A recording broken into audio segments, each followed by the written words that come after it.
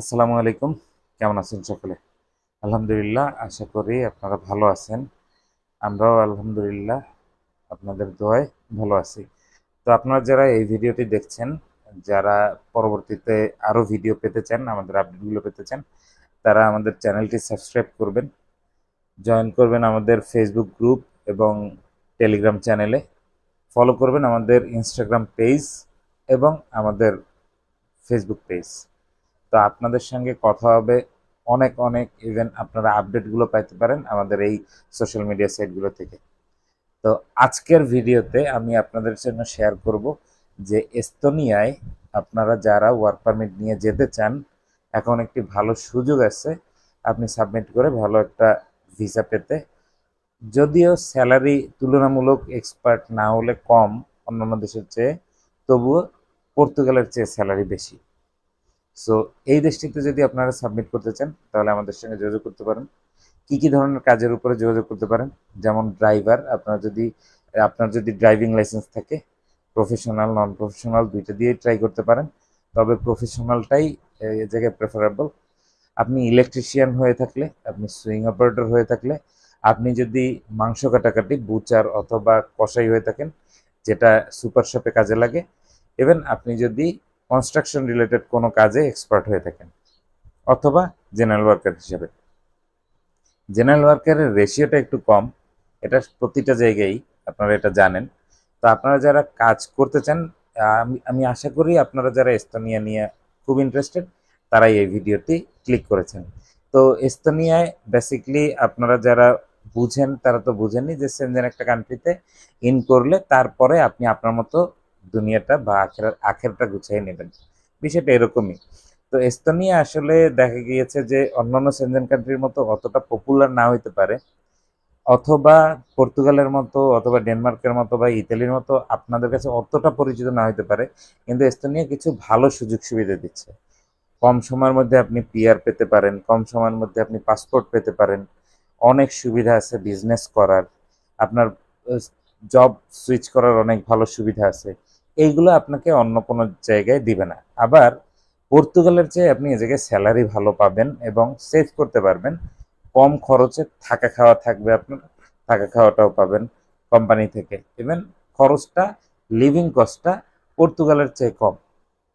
তো এই দেশটিতে আপনারা যারা যেতে চান এবং থাকবেন ওখানে, ওখানে থেকে পিআর নেবেন, ওখানে থেকে পরবর্তী চিন্তা করবেন, তারাই অ্যাপ্লাই করবেন। কারণ আপনারা যারা অন্যান্য দেশগুলো, যেমন আমরা পর্তুগাল দেখেছি, এরপরে ইতালি দেখেছি, এরপরে আমরা এই ক্রোয়েশিয়া দেখলাম লাস্ট, তারপরে রোমানিয়ার কাহিনীটা আমরা দেখলাম, যে আপনারা গিয়ে ও জায়গা থেকে গেম দেওয়া বা চলে যাওয়াতে যেই প্রবলেমটা হয়েছে, ওই প্রবলেমটার কারণে দেখেন এখন কিন্তু ক্রোয়েশিয়ার ভিসাটাই দেখেন রিসেন্ট বন্ধ।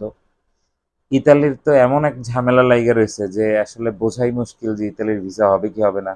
1.5 বছর 2 বছর ধরে পড়ে আছে নলুস্তাপে। তো এই বিষয়গুলোকে মাথায় রেখেই আপনারা যারা আদতে চান ওখানে গিয়ে থাকবেন তারা অ্যাপ্লাই করবেন অবশ্যই। আর আমরা এখানে আপনারা যারা জেনারেল ওয়ার্কার বা যে কোনো ইসে যেতে চাইলে, আপনারা যারা একটু শিক্ষিত মানুষ, যারা একটু বুঝেন, তারাই একটু আমাদের সঙ্গে যোগাযোগ করলে খুব ভালো হয়। কারণ আপনি এইটা জানবেন যে এ জায়গায় ওয়ার্ক পারমিটটা হইতে দেরি হয়, রুলস পরিবর্তন হলে সাবমিট করতে দেরি হতে পারে, রুলস পরিবর্তন হলে বিভিন্ন পেপারস আসতে দেরি হতে পারে, আপনার অ্যাপয়েন্টমেন্টটা নিয়ে জটিলতা হইতে পারে, আপনার ইন্ডিয়ান ভিসাটা নিয়ে জটিলতা হইতে পারে। এই সবগুলো নিজে দায়িত্ব নিয়ে করে দিয়ে সাবমিট করতে পারবেন। আপনার যদি কিছু টাকা লস যায় তারপরও করতে পারবেন যে আমি টাকা দিলাম, না হলে পুরো টাকাই আমাকে ব্যাক দিয়ে দিতে হবে, কোনো টাকা কোনো জায়গায় নষ্ট হওয়া যাবে না। আমি যদি আপনাকে পুরো টাকা ব্যাকও দেই, তারপরও আপনাকে পুরো টাকা দেওয়া সম্ভব না। কেন সম্ভব না? কারণ আপনার যে ট্রানজ্যাকশন চার্জগুলো ওগুলো কিন্তু মাঝখান দিয়ে কেটে যায়, কিন্তু আপনারা দেখা যায় যে আমার কাছ থেকে পুরোটাই আপনি আদায় করে নিতে চান। এই জায়গাটা যদি চিন্তা করে থাকেন, আর যদি চাইয়ে থাকেন যে ভিসার পরে টাকা দিব, তাহলে আমাদের সঙ্গে যোগাযোগ করার দরকার নেই। এটা রিকোয়েস্ট করছি এই কারণে, কারণ এইটা আপাতত সম্ভব না কারো পক্ষে। কেন সম্ভব না? 2025 সালে এরকম রুলসটা অ্যাকচুয়ালি কেউ অ্যাভেলেবেল করতে পারবে না।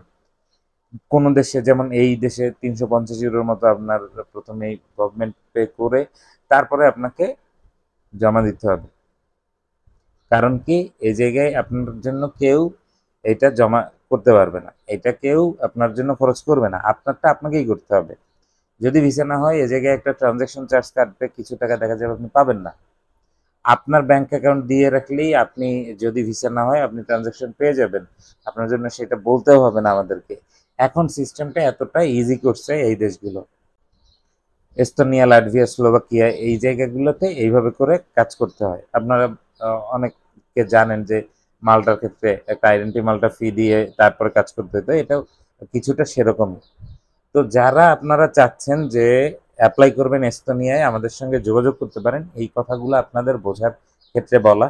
আপনাদেরকে আবারও বলি, এটা ইন্ডিয়ায় অথবা শ্রীলঙ্কায় গিয়ে আপনারা জমা করতে পারবেন। ভিসা হবে, এটার খুব ভালো একটা সম্ভাবনা আছে। জেনারেল ওয়ার্কারদের জন্য 85%, এক্সপার্ট ওয়ার্কারদের জন্য 99% ভিসা রেশিও। তো ইন্ডিয়ান ডাবল এন্ট্রি ভিসা লাগবে, এটা অবশ্যই। আর যদি শ্রীলঙ্কায় যে জমা করতে চান, তাহলে শ্রীলঙ্কায় তো অনারেবল গেলেই, ইটিএ নিয়ে গেলে অনারেবল আপনি ঢুকে জমা করে দিয়ে আবার চলে আসতে পারেন। আশা করি এই বিষয়গুলো আপনারা খুব ভালোভাবে বুঝতে পেরেছেন। যদি আপনারা চান আমাদের মাধ্যমে কাজটা করতে, যোগাযোগ করবেন। দেখা হবে অন্য কোনো ভিডিওতে। আর সবাইকে আবারও বলছি, আমাদের চ্যানেলটি সাবস্ক্রাইব করবেন, পেজটি ফলো করবেন, জয়েন করবেন অন্য অন্য যে সোশ্যাল মিডিয়া গ্রুপ আছে এবং আমাদের যে সোশ্যাল মিডিয়া পেজ আছে সেগুলো ফলো করবেন। ধন্যবাদ। আসসালামু আলাইকুম।